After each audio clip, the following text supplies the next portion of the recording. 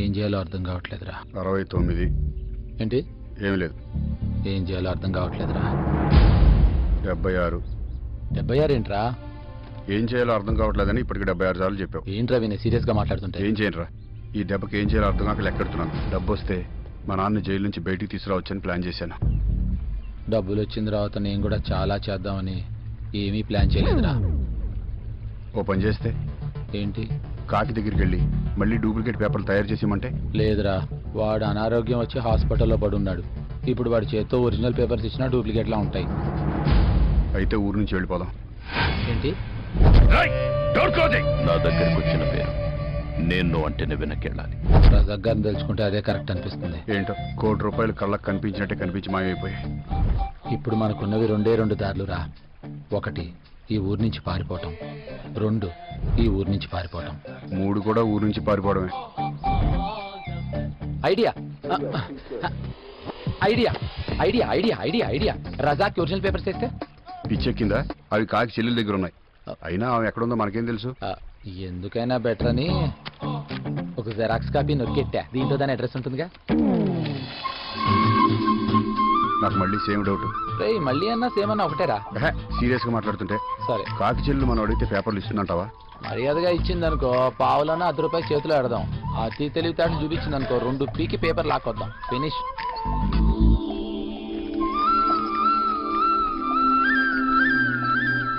ఇదిగో అభి, బాబు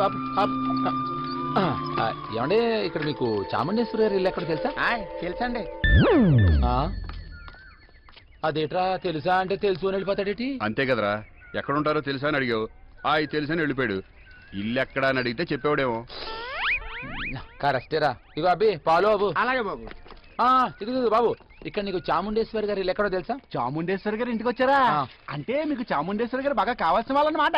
అవును. చాముండేశ్వరి గారికి కావాల్సిన వారంటే మీరు మాకు కూడా కావాల్సిన వారండి. చాముండేశ్వరి ఇల్లు అంటే సొన్న దేవాలయం అండి, స్వర్గం అండి. అంతే ఎందుకండి, శంకరాభరణం శంకర శాస్త్రి గారి ఇల్లు ఏం సరిపోతండి? శుభ సంకల్పంలో విశ్వనాథ్ గారి ఇల్లు ఏం తూగుద్దండి? ఆవిడ మహాశక్తి అండి, అంబిక దర్బార్ భక్తి అండి. ఆవిడంటే మా అందరికి భక్తి అండి. అసలు అంతవరకు ఎందుకండి, గుడికి వెళ్ళి కొబ్బరికాయ కొట్టాల్సలేదండి. ఆవిడ ఇంటికి వెళ్ళి గడప కొబ్బరికాయ కొట్టామండి మా అందరికి ముక్తండి, ఒట్టండి. అది కదా చాముండేశ్వరి గారి ఇల్లు. అయ్యో బాబోయ్, అసలు చాముండేశ్వరి గారు మా ఊర్లో పుట్టడం మా అదృష్టం అండి. ఇదిగో ఇదిగో ఇదిగో ఇదిగో కరెంట్ స్తంభాలు ఉన్నాయే, ఆవిడ వల్లే వచ్చాయండి. ఇంతకు ముందు ఇంతలో బురద ఉన్నదండి, ఆ బురదలో కాలు పెట్టాం అనుకోండి ఒళ్ళంతా దురదలండి, పైగా పెద్ద పెద్ద గోతులండి. అయిపోయి గోతులు కదండి, నూతులు అండి. కాళ్ళకి బెడ్లు గుచ్చుకుని ఇంజక్షన్లు పిర్రలకి వేయించుకునే వాళ్ళం సార్. కానీ ఇప్పుడు ఆవిడ దయ వల్ల ఈ ఊరు బృందావనంలో తయారైందండి. ఎంతకి చాముండేశ్వరి గారి ఇల్లు చెప్పాను కదండి, ఆవిడ మాకు దేవత అండి. కంచి కామాక్షి అండి, బెజవాడ దుర్గమ్మ అండి, సికింద్రాబాద్ మహంకాల్ అండి, పెదబజాట్లో పోలేరమ్మ అండి, చిన్నబజాట్లో గంగన్నమ్మ అండి. మీరు ఇది అడిగినట్టున్నారు. చాముండేశ్వరి గారి ఇల్లు. అయ్యి బాబాయ్, చాముండేశ్వరి గారి ఇల్లా? పల్లెటూరా చెప్పండి, ఇది ఎక్కడా దగ్గరలో వెళ్ళండి. పల్లెటూరే, సిటీ వాళ్ళకి అడ్రస్ అన్న కూడా రాదు. ఏ తల్లి గోదావరి తల్లి పిల్లే పారేటి పల్లె పల్లె పచ్చాని పంజరే.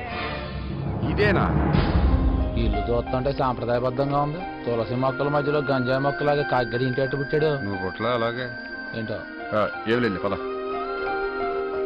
ఏమండి? ఏమండో? Excuse me. ఎవరండి? చాముండేశ్వరి గారు ఉన్నారండి? మీరెవరు? కొంచెం బిజినెస్ మాట్లాడాలి. చెప్తానండి. పూజలు ఏమన్నా ఉన్నారేమో. ఏమిటి ఆ ఏడుపేంటి? అది నీకు కూతురైతే నాకు మనవరాలు, దానికి పెళ్లి చేయాల్సిన బాధ్యత నాకు లేదా? అప్పో సొప్పో చేసి మగ పెళ్లి వారు అడిగిన 30 లక్షలు కట్నం ఇచ్చి పెళ్లి ఘనంగా జరిపిద్దాం.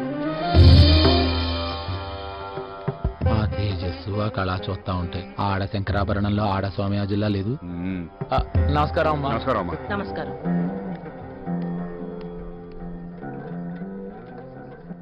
చెప్పండి. నా పేరు పార్సారదండి. నా పేరు విజయ్ శారదండి. ఏం కావాలి మీకు? శారదానగర్ లో ఉన్న 500 గజాల ప్లాటు మీదే కదండి? ఆ స్థలం అమ్మనని మీకు ఎన్నిసార్లు చెప్పాను? అది మా ఆయన జ్ఞాపకార్థంగా ఉంచుకున్నాను. ఇంకోసారి ఆలోచించండి అమ్మా. అమ్మనని చెప్తున్నాను కదా. హలో, నమస్కారం చాముండేశ్వరి గారు, నేను భట్టాచారిని. చెప్పండి పంతులు గారు.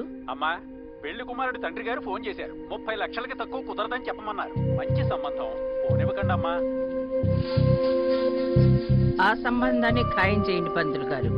చాలా సంతోషం. అలాగేనమ్మా. ఆ స్థలానికి మీరెంత ఇస్తారు?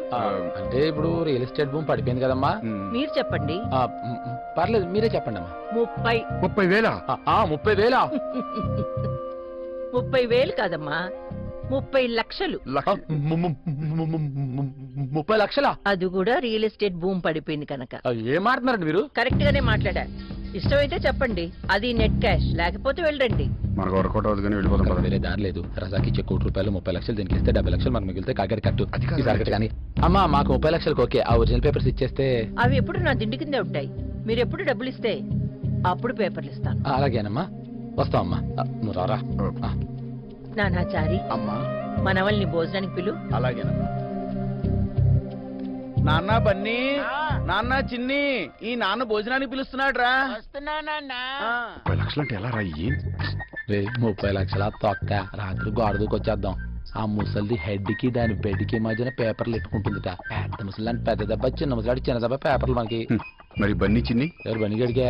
మన బుల్లి బచ్చా బనిగడుకో బుల్లి దెబ్బ, సిల్లి చిన్ని చిన్నిగడుకో చిన్న దెబ్బ కొడితే పేపర్ చెబుతానే. చెన్నైకా ముంబైకా ఎందుగా పారిపోవడానికి ఆ? అటు చూడు. ఉమ్. వస్తున్నా. ఎక్కడి నుంచి ఏదో వచ్చామో అక్కడికి వెళ్ళి మ్యాటర్ తీసుకుని మళ్ళీ వద్దాం పద. మొత్తానికి సెట్ అయిపోయిందిరా. అరే ₹1,00,00,000 ఆ. ముసల్దానికి 30 తీసేసి కాకిగాని కట్ చేస్తే మనకి 70 మిగులుతాయి. 70 లక్షలు కన్ఫర్మ్ రా. అంతవరకు బాగానే ఉందిరా. Gun shot.